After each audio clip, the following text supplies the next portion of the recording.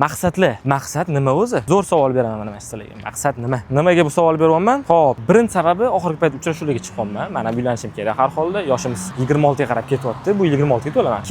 Ikkinchi marta aytaman bu narsa. Uchrashuvga chiqyapman qizlar bilan. Bolalar maqsadsiz bo'lib ketgan. Menga maqsadli bolalar kerak degan gaplarni ko'p eshityapman-da. O'zi mana shu savol qizlarga aslida atalgan. Qizlar, sizlarning fikringizdagi maqsad o'zi nima? Qanaqa maqsad bo'lishi kerak erkak kishida? O'zi har bittamizda agarda biz diniy maqsadimiz bo'lsa, birinchi navbatda o'zimizning inson maqsadi bo'lishi kerak, Allohning roziligi. Bu maqsad bo'lmasa, unda yana qanaqa maqsad bo'lishi? Gelik olib berishmi xotiniga? Hamma ayollarning maqsadi, qizlarning maqsadi alohida yashash. Keyin buni обратный сторонasi ham. Siz hozir alohida yashashni orzu qilasiz, alohida yashaysiz. Keyin turmushga chiqib farzandli bo'lganingizdan keyin farzandingiz ham sizni 20-25 yoshga to'lgach, ya'ni o'g'il farzand albatta. Men keliningiz bilan alohida yashamoqchiman, oyi desa sizga yoqadimi? Chunki siz shu narsani xohladingiz. Sizga ham bu narsa qaytadi albatta. Zamon shunga qarab ketyapti. Siz shunga rozi bo'lasizmi? Va yoshingiz 50 ga, 70 ga, 80 ga chiqqanidan keyin, na o'g'lingiz, na qizingiz hech kim yo'q yoningizda, hammasi o'zi bilan o'zi ori bo'lib ketgan. Qariyali uyga sekin tashlab qo'ysa yoqadimi sizga? Men hayron bo'lman qizlarga, to'g'risi. Men ota-onam bilan yashayman, domda turamiz. Maqsadim bor. Katta uchastka olib, oilamizda oilada yashashni xohlayman. Nimaga? Men otam, onammi, ukammi, xudo xolasa jiyanlarimni bitta uyda ko'rish xohlayman. Har kun uyg'ongan paytda bitta joyda zavtrak qilib, yaxshi gaplarni eshitib, yaxshi maqsadlarni olib, ota-onamning duolarini olib ketishib ketishni xohlayman-da. Qizlar alohida yashash. Buni komfortini men ham bilaman. Alohida ota-onadan alohida yashaydigan bo'lsa, bola bilan qiz xohlagancha birgalashib, fikrlarni almashib, birga maza qilib yashaydi.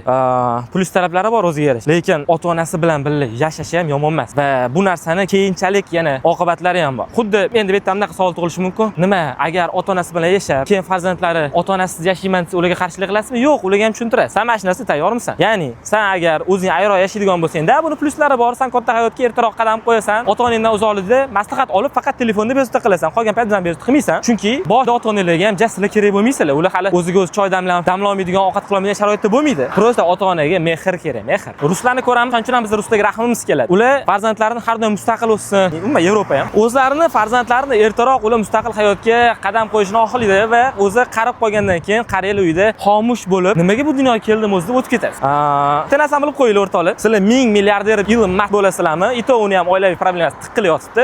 Qalbingizda yaxshi odam bo'lishinglar va o'zingizdan o'zinglar to'q bo'lishinglar uchun o'z birinchi navbatda albatta iymonli inson bo'lishinglar kerak, ishonch bo'lish kerak va oilalarda tinchlik, xotirjamlik bo'lishi kerak. Agar oilalar butun bo'lmasa, ota-ona boshqa yoqda alohida o'zi yashasa, farzandlar alohida yashasa, bir oyda bir marta yoki bir yilda 2 martagina ko'rishib turadigan bo'lsa, qolgan payt faqat alo yoki Zoom mitinglar bilan, bu butun oila emas. Mehr oqibati Zoom bilan berib bo'lmaydi, afsuski. Albatta siz kulayotganingizda xursandligingizni ko'rsatishingiz mumkin, lekin ota-onangizni quchoqlab, yuzlaridan o'pib, peshonasidan o'pa olmaysiz Zoom orqali. Shuni bilib qo'yinglar. Mana точка zrения ham shunaqa.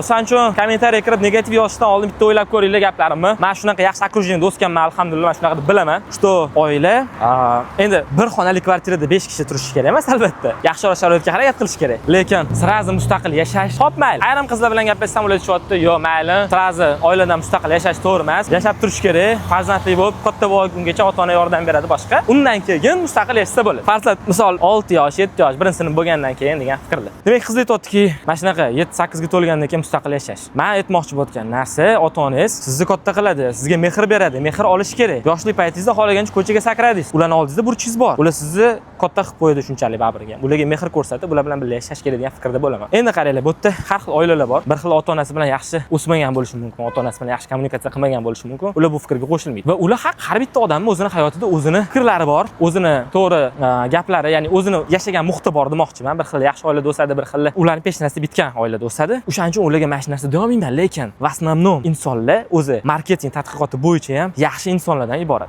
Hayotda yaxshi odamlar ko'p. Shuning uchun biz yaxshi yashaymiz. Shuning uchun bu narsaga qo'shilmasdan iloji yo'q ham. Men marketingda o'qib ko'rgan odam sifatida aytaman. Yaxshi odamlar ko'p ekan, yaxshi ota-onalar ko'p ekan. Nima uchun alohida yashash kerak? Ularni tashlab ketish kerak. Ota-onadan yolg'iz bo'lish mumkin emasmi? Ular har doim tepalab turish kerakmi? Yo'q, bunaqa emas. Siz o'zingizni xonangizda, o'zingizni uchastkangiz bo'lsa, o'sha ayolingiz bilan yashaydigan uyingiz bo'ladi, farzandlaringiz bilan. U yerda alohida qolib, xohlagancha fikr yuriting. Xohlasanglar sayohatga ketinglar 1-2 haftalab, maksimum oylab ketinglar. Lekin prosta oiladan uzilib ketish kerak emas.